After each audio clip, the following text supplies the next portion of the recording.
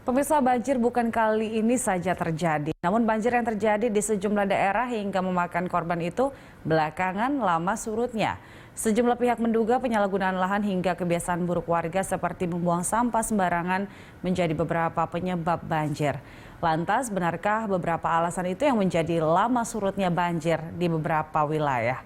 Untuk membahasnya sudah terhubung bersama kami melalui sambungan Zoom ada Direktur Perencanaan dan Pengawasan Pengelolaan Daerah Aliran Sungai atau DAS Kementerian LHK. Ada Pak Saparis Sudaryanto. Selamat sore Pak Saparis. Iya, Pak Saparis, melihat banjir yang belakangan ini terjadi, mengapa di sejumlah daerah lama surutnya, Pak? Oke, kalau tadi disampaikan terkait dengan penggunaan lahan, kemudian perilaku manusia, itu iya begitu. Yang pasti kalau kita ingin menganalisa banjir, itu ada rumus dasarnya, Mbak, namanya neraca air gitu. Jadi berapa hujan yang jatuh, kemudian bagaimana transformasi hujan menjadi aliran. Nah, kalau kita bicara transformasi hujan menjadi aliran tadi, aspek-aspek penggunaan lahan dan perilaku tadi berperan penting. Kalau misalnya dalam transformasi hujan menjadi aliran tadi meminimalkan peresapan, kemudian mendorong terjadinya akumulasi air, ya itu pasti terjadi banjir. Jadi itu mungkin awal dari penjelasan ini. Terima kasih. Baik, Pak Saparis, kita tahu setiap tahunnya sebenarnya masalah penyalahgunaan ini kan selalu ada. Nah, bagaimana yang saat ini terjadi dengan mungkin bisa dibandingkan dengan beberapa tahun sebelumnya, Pak Saparis?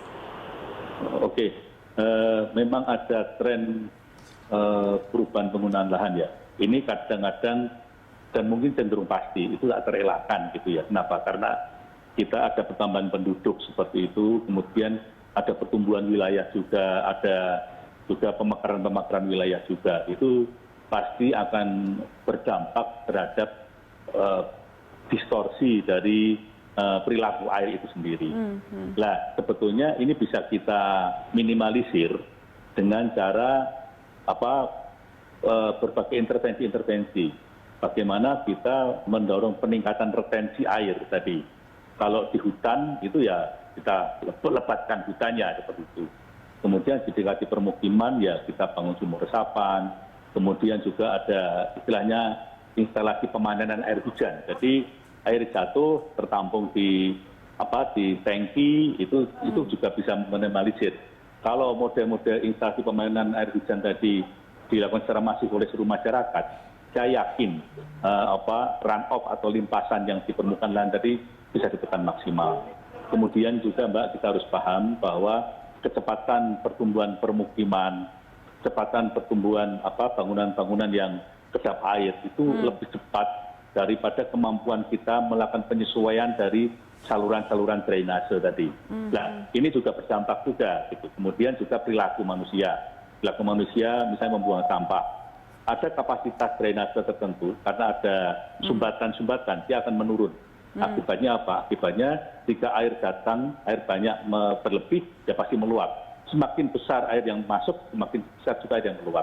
Jadi itu rumus dasar yang menurut saya amat sangat sederhana dan saya kira dipahami oleh masyarakat banyak. Iya, Pak Saparis, apa sih kendala yang dialami sehingga tidak ada penyamaan untuk penyesuaian drainase dengan lahan-lahan yang baru dibuat ini? Nah, begini, kalau kita melihat, kita bicara mengenai aliran air tadi, aliran air itu kan mengikuti topografi seperti itu. Nah, kemudian kalau kita bicara drainase sebenarnya juga mengikuti rumus itu juga. Sekarang ini kita banyak menemui ada pertumbuhan permukiman itu di daerah-daerah yang sebetulnya yaitu tempat-tempat menampung air. Daerah rawa-rawa itu mulai kita timbun, kita pakai permukiman. Terus kemudian juga istilahnya sebagai inundated land system. Sistem lahan yang tergenang itu juga sering sekali dipakai untuk pusat-pusat kegiatan. Nah, artinya air tidak punya rumah lagi dalam tanda kutip. Akibatnya air lari ke sana kemari seperti itu. Nah, kemudian kecepatan penyusunan drainase pun menjadi tidak seimbang dengan pertumbuhan wilayah tadi. Nah, itu yang menjadi saya kira penyebab ya dari penggenangan tadi. Baik. Ada satu lagi yang harus kita pahami. Baik.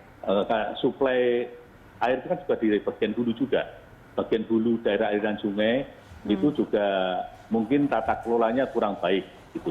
Di sana ada hutan, di sana ada pertanian lahan kering, di sana ada perkebunan, di sana mungkin juga ada permukiman. Lah, kalau tata kelola di daerah lahan tadi kurang memadai, artinya mendorong upaya-upaya peresapan air kurang, ya pasti air melimpah. Jadi ada langsung suplai dari atas langsung maupun dari bagian hulu. Itu yang meningkatkan kejadian banjir di beberapa tempat dan menyebabkan surut atau pengatusan tadi menjadi menjadi semakin lama. Dan juga mohon maaf sedikit saya tambahkan di daerah-daerah pantai, dekat-dekat pantai, itu juga ada fenomena-fenomena banjir rob ya, kenaikan muka air laut. Nah, pada saat bersamaan air laut naik. Pada air dari darat harusnya mengalir ke laut. Nah, itu kan tertahan juga di sana. Nah, akibatnya juga kembali lagi ada akumulasi air dan jadi lama di sana. Itu, Mbak. Ya, bangunan di pinggir pantai misalnya dan di beberapa wilayah yang sebenarnya tidak boleh dibangun, begitu artinya mengganggu lingkungan hidup juga. Kan ini artinya bisa dikatakan ilegal, tidak memiliki izin dari KLHK atau seperti apa sih, Pak? Ya, begini, sebetulnya sudah ada aturan di tata ruang ya. Misalnya ada sempadan sungai, sempadan danau, sempadan pantai. Itu adalah sebetulnya memang bebas dari intervensi-intervensi manusia. Kenapa? Karena itu menjadi semacam penyangga gitu jika ada air meluap di sana. Nah, sebetulnya dari KLHK itu juga sudah ada upaya untuk mengharmonisasikan aspek lingkungan dengan aspek tata ruang. Makanya kalau kita tahu, kalau di dalam penyusunan tata ruang itu kan ada KLHS, Kajian Lingkungan Hidup Strategis. Itu juga melihat itu semua. Jadi sebetulnya sudah ada, Mbak, sinergi antar sektor di pemerintahan kita itu sudah cukup harmonis seperti itu. Nah, mungkin praktek di lapangan itu kurang konsisten dalam arti sering sekali sudah ditetapkan di sini tidak ada zonasi tertentu, tidak boleh ada aktivitas yang merubah landscape-nya, tapi oleh pihak-pihak tertentu itu dipaksa untuk berubah dengan memanfaatkan tempat tersebut. Nah, itu juga menimbulkan hal situasi.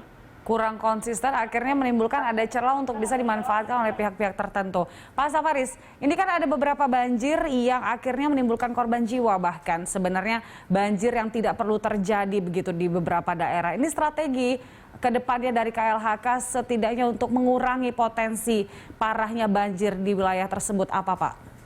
Ya, itu tadi saya sampaikan. Pertama kita ada KLHS ya, Kajian Lingkungan Hidup Strategis pada saat kita menyusun tata ruang. Jadi kita memberi sentuhan aspek lingkungan waktu kita menyusun tata ruang. Satu. Keduanya dari kami juga menyiapkan peta-peta lahan kritis. Kemudian itu menjadi target untuk pola rehabilitasi dengan revegetasi seperti itu. Harapannya air tertahan di bagian atas dan meresap ke dalam tanah. Di samping mengurangi limpasan, dia juga meningkatkan cadangan air tanah juga. Jadi sebetulnya ini yang kami lakukan adalah menciptakan kestabilan hidrologis. Pada saat musim kemarau itu akan terjamin suplai air. Pada saat musim penghujan direduksi peluang terjadinya limpasan tadi. Nah, itu sudah kami lakukan, Mbak. Dan saya kira kami pun juga amat sangat intens berkomunikasi dengan kementerian-kementerian yang lain terkait misalnya penanggulangan bencana. Itu di Undang-Undang Bencana itu kami juga berperan aktif untuk memberi masukan-masukan perlunya pendekatan landscape atau tentang alam di dalam memitigasi bencana. Kemudian juga kami juga intens sekali melakukan data sharing ke teman-teman di agraria dan tata ruang agar peta-peta yang lahan kritis, peta-peta yang rawan limpasan itu bisa dipakai menjadi acuan waktu menyusun tata ruang itu. Jadi itu sudah kami lakukan secara masif dan saya kira dengan kejadian yang banjir yang ada saat ini memicu kami untuk lebih intens berkomunikasi dengan multisektor.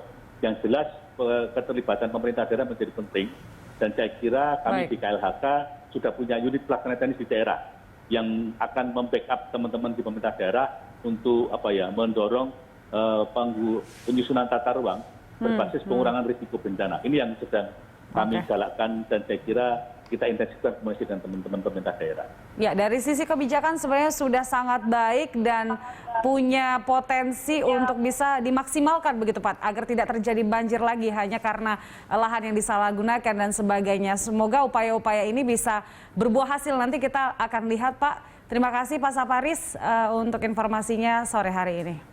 Terima kasih.